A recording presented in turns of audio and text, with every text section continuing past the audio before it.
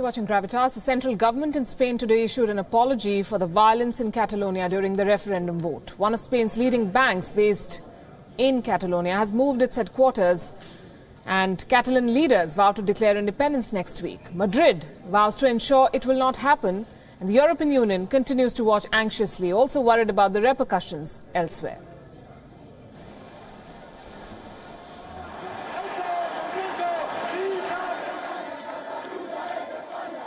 An apology has raised hopes of a compromise amid ongoing tensions in Spain. The Spanish government's representative in northeast Catalonia apologized for the violent crackdown during the referendum vote. On the ground, the situation has been largely calm. Well, after a very violent weekend in which we saw many injuries, this week has been reasonably calm.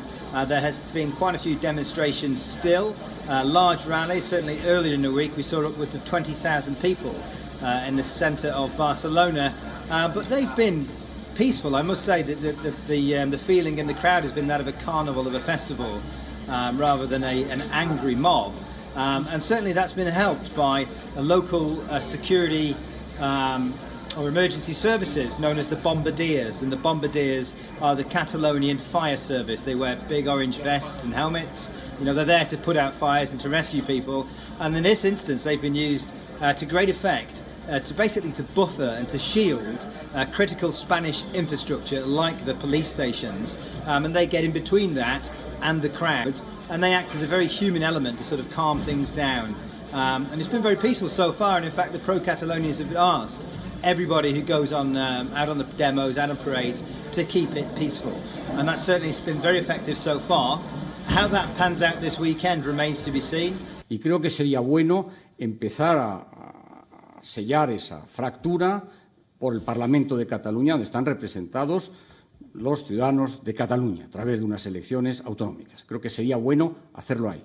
Por tanto, todo lo que sea ir en favor de la convivencia me parece positivo. Todo lo que sea dar pasos en la línea de la ilegalidad es evidentemente muy negativo, y no es eso lo que están pidiendo ni las editoriales de los periódicos, ni los sindicatos, ni los empresarios, ni muchas voces en Cataluña. But the constitutional crisis in Spain presents a dilemma before the European Union. As uncertainty continues over the next moves of the Catalan leaders, the European Union finds itself caught between the devil and the deep blue sea. The Union is trapped between the choice of its principle of non-interference and the values of democracy. Britain's vote in favour of Brexit did give even the most optimistic the shivers over the future of the European Union. Not too long ago, when European Union leaders held a summit, Commission Chief Jean-Claude Juncker tried to inspire confidence. But the vote in Catalonia has brought the focus back on the continuing difference of opinion among European leaders. Many are watching the movements in Italy, where a referendum in Lombardy and Veneto seeks public opinion on the demand for greater autonomy in fiscal matters. With rising separatist movements around the continent, European Union members have been reluctant to speak out on the Catalan issue. But will the silence help the cause? Either way, the doubt over the future of the European Union raises challenges to combat the real issues of the economy and terrorism. With Joel Whitaker in Barcelona, Bureau Report, WION. Joining us is Hel Kettner. She's a journalist with us from Barcelona. Good evening, Hel. How's the mood on the ground, especially after the apology from Madrid? Well, it was not actually an apology. Well, it was an apology, but they went out fast after that, saying that it was the Catalan government's own fault that they had actually hit people during the voting on Sunday. So I wouldn't call it an apology. Is there a hope for a compromise? Do you see the signs? Not really, and that's what the Catalan people are fearing, because Catalan people and the Catalan government has been seeking a dialogue for years and have been seeking a political solution to this, which is now a crisis, but which wasn't a crisis just 2 weeks ago. So I don't know. I mean, today Spain went out to say that they would give or they would ease the transfer from Catalan companies to Spain, for example. I don't know if that is trying to reach a compromise. Switzerland has offered to mediate. Spain refused. The EU is caught in a bind. Interestingly, the likes of Vladimir Putin and Nicolas Maduro have chided Madrid for the way things have panned out. How do you see this global response to what's happening in Spain?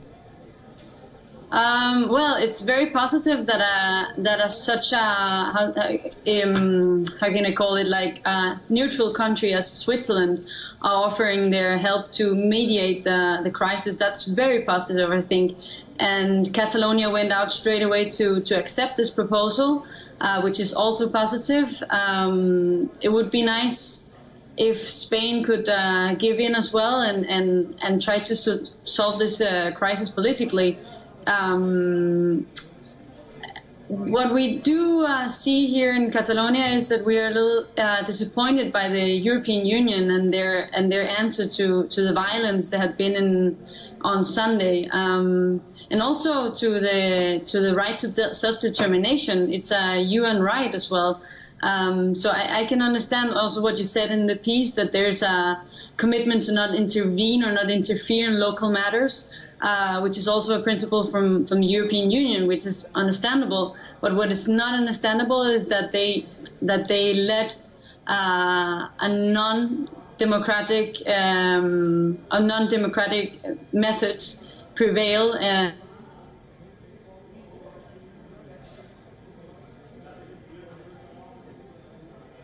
Right, we'll try and reconnect with Hel, but the images on your screen, of course, tell the story. There have been thousands of protesters out, and they have been demanding that this referendum be recognized internationally. Hel, the question is that as the Catalonian leaders remain firm, and as Spain refuses to concede, are there fears of more violence, as you saw last Sunday? From Catalan side, no. And actually, what we went out on the streets to protest against on Tuesday, also on Monday, yeah, actually, it was against violence and against repression and in favor of a democracy. It was not so much for the Spanish executive to agree upon the referendum result. It was more a manifestation or a demonstration against this repression from Spain and in favor of democracy, dignity, and respect. I don't know. I mean, there's a certain tension in Catalonia these days. Also because Spain sent 10,000 police agents to Catalan soil.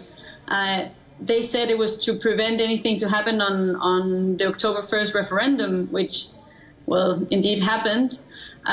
They were supposed to withdraw these troops, well, they're troops, so these police forces yesterday, but they decided to extend their stay in Catalonia until the 11th of October. And then you can discuss why they are actually going to be here. If the referendum is over and they were set in to prevail and to seek law and order in Catalonia, why are they still here? They're in big cruise ships, two in Barcelona and one in Tarragona, and there are 10,000 police agents on Catalan soil right now. I was looking at reports. One of it said that Spain's government is warning that it may not renew the accreditation of professional workers in Catalonia, rendering many people unemployed. Are the Catalan leaders prepared for the consequences if they decide to go ahead and declare independence, the economic consequences primarily?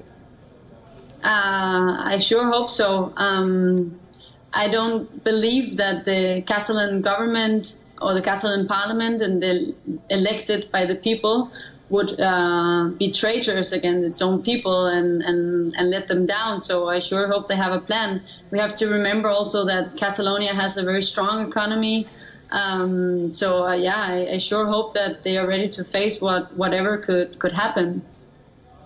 Hel Kettner, thanks very much for joining us this evening from Barcelona. Monday is the day when we expect these leaders to come out and declare independence. We're taking a break.